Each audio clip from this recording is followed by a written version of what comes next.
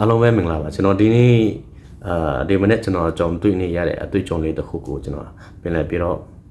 sharing လုပ်ပေးခြင်းပါတယ်အဲ့ဒါကတော့ပါတယ်ဆိုတော့ကျွန်တော်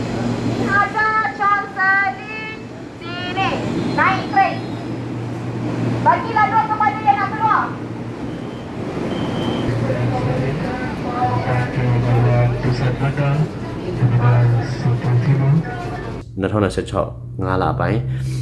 28မှာဘာဖြစ်လဲဆိုတော့ချန်ဆောင်းလင်းဆိုတဲ့ဘူဒါနာမှာယထာ accident ဖြစ်တယ်ယထာ accident ဖြစ်တဲ့အတွက်ကြောင့်ကျွန်တော်တို့ယထာကိုအရင်အတိုင်းပုံမှန်အတိုင်းတွာလာလို့မရတော့ဘူးအဲ့လိုမျိုးတွာလာလို့မရတဲ့အတွက်ကြောင့်ကျွန်တော်ဒီမနေ့ဆိုရင်ယထာ၄ချိန်လဲရတယ်မလို့လေးကနေချောင်းဆောင်းလေးတစ်ချိန်လဲရတယ်ချောင်းဆောင်းလေးကနေ cheras နောက်တစ်ချိန် cheras ကနေ salasatan တစ်ချိန်ပြီးတော့ salasatan ကနေsiripatan လိုက်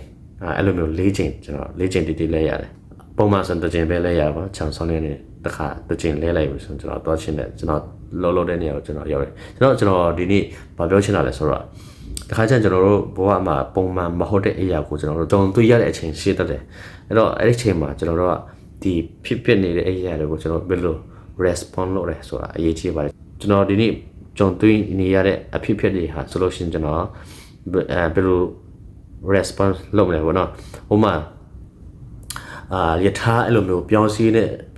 နေတဲ့လူကကျွန်တော်တယောက်တည်းမဟုတ်ဘူးကျွန်တော်တယောက်တည်းကြုံတွေ့နေရတဲ့အရာမဟုတ်ဘူးလူတိုင်းကြုံတွေ့နေရတဲ့အရာတစ်ခုနံပါတ်1နံပါတ်2ကတော့အဲ့ဒီပြဿနာကိုကျွန်တော်control ထိန်းချုပ်လို့မရတဲ့ပြဿနာဖြစ်နေအဲ့တော့ဒီနေရာမှာကျွန်တော်ဒီပြဿနာကိုဘယ်လိုဖြေရှင်းမလဲပေါ့နော်နံပါတ်1ချက်ကကျွန်တော်ဒီအဖြစ်ကိုကျွန်တော်ဒီကြုံတွေ့နေရတဲ့အရာတွေကိုကျွန်တော်ဘာလို့၄ချိန်တောင်လဲရတယ်ဘာညာကိုကွာပေါ့နော်ကျွန်တော်မချင်မနဲ့ဖြစ်ပြီးတော့ကျွန်တော်ဆဲဆိုပြီးတော့respond လုပ်လို့ရတယ်နံပါတ်2ကတော့ကျွန်တော်တွားချင်တဲ့နေရာကိုရောက်အောင်မလို့တွားမလဲပေါ့နော်ကျွန်တော်နေလန်းရှာပြီးတော့ကျွန်တော် security ကိုကျွန်တော်မြင်မြန်ပြီးတော့ကျွန်တော်တွားချင်တဲ့နေရာကိုတို့လည်းလမ်းပြပြီးတော့ကျွန်တော်တွားချင်တဲ့နေရာကိုရောက်တော့တာဖြစ်ပါတယ်နောက်ကျွန်တော်တို့တစ်ခါလေကျွန်တော်တို့ကြုံတွေ့နေရတဲ့ပြဿနာတွေဟာဆိုလို့ရှိရင်ကျွန်တော်တို့နံပါတ်1ကျွန်တော်တို့တယောက်တည်းကြုံတွေ့နေတဲ့အရာမဟုတ်ဘူးလူတိုင်းကြုံတွေ့နေတဲ့အရာဖြစ်တတ်ပါတယ်နံပါတ်2အချက်ကတော့ကျွန်တော်တို့ control လုပ်မရတဲ့အရာဖြစ်တတ်ပါတယ်ကျွန်တော်တို့ control လုပ်မရတဲ့အရာပုံမှာကျွန်တော်တို့ကဘယ်လိုပြောမလဲကျွန်တော်တို့ control လုပ်မရတဲ့အရာကျွန်တော်တို့ control လုပ်ချင်တယ်ဆိုတော့အဲ့ဒီအရာကိုကျွန်တော်ဘယ်လိုမှပြောင်းလဲပြလို့ရမှာမဟုတ်ဘူးပေါ့နော်အဲ့တော့ကျွန်တော်တို့ကဘာလို့ရမလဲကျွန်တော်တို့ဒီ control လုပ်မရတဲ့ပုံမှာအာရုံမဆိုင်ဘဲနဲ့ကျွန်တော်တို့ဘယ်လိုဒီအရာကိုကျွန်တော်တို့ဘယ်လိုဖြေရှင်းမလဲကိုတွားချင်တဲ့နေရာဘယ်လမ်းကြောင်းဘယ်လမ်းကြောင်းလဲကိုတွားချင်တဲ့နေရာဘယ်နေရာလဲဆိုပြီးတော့ကိုယ်တိုင်